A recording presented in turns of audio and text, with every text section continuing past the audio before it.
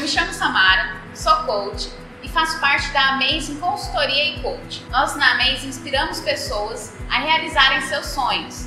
E pensando nisso, e também atendendo a demanda de nossos clientes, a gente pensou num tema muito legal, que é a autossabotagem. A gente fala muito de autossabotagem, as pessoas escutam muito, mas para a gente entender melhor, a gente preparou uma série de vídeos que começa com esse vídeo e vai ter mais 10 vídeos sequenciais, onde em cada um nós vamos tratar sobre um perfil de limitação fatal. De onde a gente tirou isso? Do livro Pare de se Sabotar e Dê a Volta por Cima, de Flip Flippen. Neste livro ele trata várias situações, principalmente relacionadas a limitações e autossabotagem. A gente selecionou os perfis e para cada vídeo nós vamos tratar para cada perfil tanto as características desse perfil, a parte de identificação, como é que eu sei, Samara, se eu sou nesse perfil ou não, mas também eu posso conhecer alguém nesse perfil. E aí a ideia é justamente essa, você identificar o perfil, mas também saber como transformar. Se for o seu caso, como que você faz para mudar essa limitação?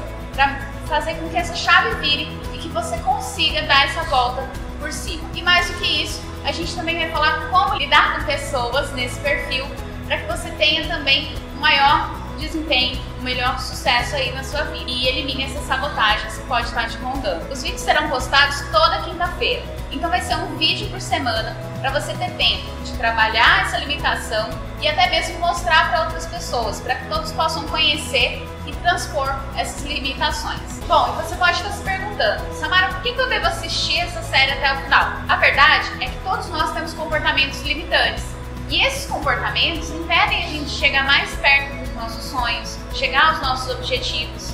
E a ideia da série de vídeos é que você consiga identificar quais são os 3 perfis que mais têm limitado você, quais são esses comportamentos e como mudar esses comportamentos. E o que fazer para mudar esses comportamentos. Isso parte de um princípio de desenvolvimento pessoal. Se você já conhece o trabalho da Amazing, então segue a gente, se inscreve nesse canal e compartilha não só esse vídeo, como os próximos que a gente vai estar postando para vocês. Pode ajudar não só você, mas como pessoas que você conhece, pessoas que às vezes não têm tanto acesso a esse universo e também não têm esse tempo para estar lendo o livro completo.